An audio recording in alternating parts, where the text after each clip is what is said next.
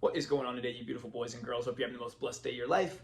Today I'm going to talk about a topic that is a hard one for me, to be honest. It's something that I struggled with for very, very many years in my life, something that I still continue to have to work on all the time. And I'm going to share a couple stories that I'm truthfully not proud of, but I am proud of the effort that I've made, and I've come a long way on this. It's how to be more stoic, how to remain more calm, how to not go from 0 to 100 and use that Italian side of me and just flip out and lose it. This is something I struggle with my entire life. If you were to ask my first wife, she would tell you that, yeah, she even bought me a punching bag for my office. I had broken so many iPhones, chucking them across the room. I punched holes in my door. A lot of this led from playing online poker. When I would lose, I would just flip out early in my career. Didn't really know how to handle the swings of losing tens of thousands of dollars in a day, and was just a disaster of a human. Even worse, I never really solved that problem as I grew older and even into my 30s. Really story I'm super embarrassed about was one that I came home and my wife just asked me a simple question one time in front of my daughter, my little girl, how was your day, honey? And I literally ripped off my shirt, threw it, started cursing, this and that was wrong and this and I was just a prisoner for too long of my circumstances. I let my emotions dictate where I went instead of really being more stoic and realizing, hey, I can take control. I don't need to allow a nasty customer to make me feel bad. It's my choice right there. I might not be able to control that initial reaction, but I can pause there and I can decide if I'm going to let that ruin my day or if I'm going to go about and have a great day myself and remain calm.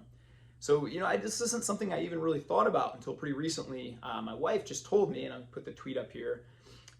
She said that, I haven't seen you lose your cool even in the slightest in about 3 years. And this was a problem that I definitely dealt with my entire life. And it's just a lie that I told myself, to be honest. Well, this is just who I am. I'm part Italian, right? This is just who we are. We got this short fuse and we would go at it, This even led me to be in some situations in my life that were dangerous and that could have gone a really bad way. I had bad road rage, guys, for a long time. One time, for instance, I even remember a guy cut me off or something, and then I gave it back to him. He told me that you're number one, kind of with a couple fingers that weren't super nice. I did the same back to him. I ended up following this guy and getting out of my car. And I have an infatuation with ripping my shirt off, I guess. But I remember ripping my shirt off and telling this guy, get out your car, I'm going to beat your butt. Dude, let's be honest. I don't know how to fight. I've only taken a few Brazilian Jiu-Jitsu classes myself. I've never really been in a fight. I'm not a guy who fights a lot. This guy could have had a gun, could have whooped my butt. Worse, this could have gotten me into some serious trouble. And so this was something that I very much struggled with my whole life. Made it a point here about 4 or 5 years ago to really try and I want to move the needle and get better at this. And then I didn't even realize really the fruit of all the work I'd been putting in until about a week ago when my wife commented on that. And I really thought about it, and then I journaled a little bit about it and thought, yeah, I haven't really lost my cool. I don't really get angry anymore. So a lot of the fruit of the things that I've been doing have worked, and so I want to share those with you guys today too. I've got 4 tips plus a nice little bonus tip about how I think you can move that needle and become more stoic and ultimately be the driver of your life, right? Like, I didn't want to go every day and say, well, if my boss makes me mad, I'm going to flip out. If the clients aren't good, I'm going to flip out. If my staff isn't here, I'm going to flip out. If my kids are screaming, I'm going to flip out. Ultimately, we want to be in control of our lives, right? And so I'm still a high energy guy. Anybody who meets me knows I have a pretty high motor. I'm a pretty go-getter. But I've been able to still manage to keep that and move that needle way down below to where, again, I can't remember the last time I really lost my cool over anything. And so let's get into those 4 tips today, guys, and I'll start to share those with you now. Number 1, and this is just absolutely massive, is you got to be mindful about this and you got to take ownership of it. You can't just say, well, this is who I am. You have to have a plan for it. And so, here's a picture of me. This is something that I do a lot. Made it a very big point to do a lot of breath work. You can Google or download, I can link below, a Wim Hof breath work, which is just something that me and my wife have done, that I do with other people, that I do on my own sometimes. And it's just to be mindful and focus on your breath and focus on being present and just realizing to yourself that, hey, I am in control. So a lot of breath work, a lot of mindfulness, practiced yoga, practice some of these other things along the way that have really, I believe, helped move the needle to, hey, I'm in control now. I'm not a passenger or slave of my circumstances. I'm going to decide if I'm going to be upset or not. And you know what? I'm going to choose to have a good day no matter what people say to me. So I think meditation, some prayer, mindfulness, whatever you want to call that, whatever that means to you, that would be my first step. Step 2, this is a massive one too, and I've talked about it in previous videos, daily journaling. I think that this has probably been the biggest thing in my life. And, if you would ask me 6, 7 years ago, Ty, do you think you'd be journaling every day? I would have laughed in your face. I hated to write. I wasn't a good writer. This wasn't anything that I was interested in. But, nothing I think has changed my life more and helped me get in touch with my emotions and feelings and get those things out than daily journaling. I call it like a brain dump sometimes at the end of the day, where I just write out all my feelings, write out anything that's bothering me, and kind of actively try and let that stuff go, or ask myself questions. Why do I feel like that's bothering me? If you don't get it out, it stays up in there. And I feel like our brains are just giant supercomputers, right? That's just always running. And if you think about any good computer, sometimes you just got to turn it off. You just got to get those things out in order for it to perform at a high function or the way that you want it to go. And so I think of my mind like that. And if I can get some of those 45, 50,000 thoughts a day that I have that are jamming up the bandwidth up there, if I can get some of those out, ask myself some questions why, and really deal with those things before they become a problem, then that really, really moves the needle a lot too. And I think that's probably, if I could recommend even just one of these tips, that would be probably where I would start. It's just a daily 2, 3, 4, 5 minutes of journaling for yourself. Get some of those thoughts out. The third one, guys, and this is a massive one, you got to be authentic. This is something that I just struggled with for 34, 35 years of my life. I was somebody different in front of everybody else. So, I was a yes man for my boss, but then I'd hate it and resent it behind, and I couldn't say no to buddies who wanted me to go to bars, but I kind of hated myself for it. And I was always somebody, I was church Tyler on Sunday. I was, party Tyler on Saturday. I was, a different kind of Tyler to everybody. And it just made a war inside me. One of my all-time favorite quotes, I'm going to put it up on the screen here. If you avoid conflict to keep the peace, you start a war inside yourself. And I just really noticed that always happening in my life. For too long, I was just bending and molding and trying to be who I thought other people wanted me to be instead of just being myself. Just putting myself out there, and I'll attract people that really like me. And if they don't, that's okay too. I still wish them well. There's 7.5 billion people on the planet. We're not all made to get along. That's okay. We might have different views, and that's okay.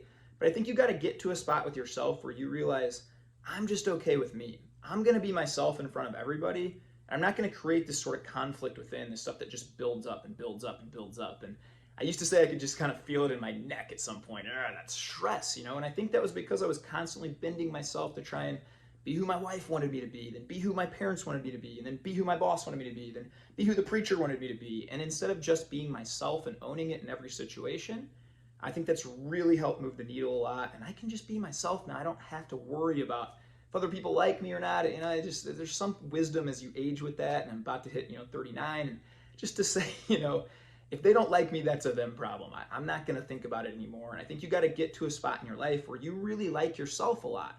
And hey, you know what? God loves me, I love me, maybe my wife loves me, and that's enough for me. That's enough, And so I would challenge you to maybe even journal on that today and get to a point like that in your life, because I think that has moved the needle a lot for me as well.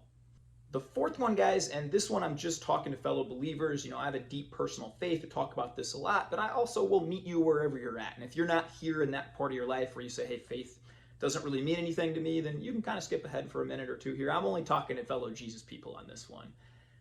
To be perfectly honest, this was something that I feel like was almost outside my control.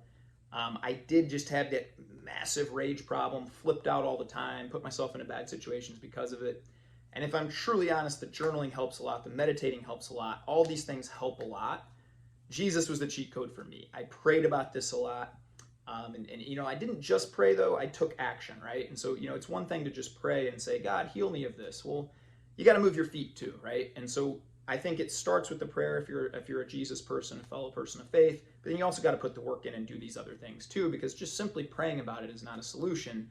You gotta create your own miracle, right? Like if you believe like I do, God lives inside you. That's a powerful thing. So what you're saying is, hey, I know God lives in me and I am more than capable of doing these things. When Jesus ascended to heaven, the last thing he told us, I will give you the power to move mountains. What does that mean? It means that I can move the needle on these things myself because the Spirit of God lives in me, and I truly believe that every day. So a lot of prayer, a lot of intentionality around this, and a lot of giving that side of my life over to God and just asking again and again, show me the way to be more calm. Show me the way to not let these outside external forces influence my internal peace. And that has made a massive, massive difference for me. The last one, and this is just a quick bonus tip for you guys, it's really neat to kind of look back on my life now and say, 3 or 4 years ago, I was a completely different person. But you don't really notice it, the day in and day out stuff, right? And so I go back to this saying that I have, consistency over perfection. I didn't start a lot of these things until I was 34, 35, 36 years old because, well, if I can't be perfect at it, I didn't want to do it. If I couldn't be the most ripped guy in the gym, I didn't want to go to the gym. If I couldn't be the wealthiest guy at the poker table, the winningest guy, I didn't want to play, and it just, I had to shift around this mindset and say, you know what, just 1% better every day, it adds up. And then it's so cool when you have kind of a revelation like I just had here a week ago where my wife just said, you're a completely different person in a better way. I haven't noticed you even remotely losing your cool in a few years, and that's amazing to be around. Thank you. And then you get to kind of look back and say, it was all those little things that I've done along those way that, it's not this one big transformational thing. It's just a lot of those little wins day after day after day. And so I would urge you, whether it's becoming more stoic, whether it's getting healthier, whatever those goals are you have today, just don't look at it as a big one-time transformation. I'm going to start Monday and be perfect. I got news for you, you're not. What you're going to do is you're going to stack some wins Monday, stack some wins Tuesday, maybe fall a little early Wednesday, hop back on the horse Wednesday afternoon and keep stacking wins. That's how you're going to create the person and the life that you want, little win by little win at each time. So I urge you today to tackle this with that kind of mindset. Maybe you're where I was 4 or 5 years ago and you're a nightmare. And if somebody cuts you off in traffic, you want to fight them regardless of whether they're going to beat your butt or not. Let me at him! Let me at him! I would just urge you today to start to take some of these steps and really go in with the mindset of, hey, in a couple years, I can be a totally different person on this. I'm not a slave to my impulses, my emotions. I can guide them as long as I follow these principles each day and get a little bit better each day. So I hope you guys have the greatest day of your life. Thanks for tuning in. Go bless others, be kind to them, be kind to yourself above all else, and let's go have the greatest day of your life, and let's change the world, baby. Much love.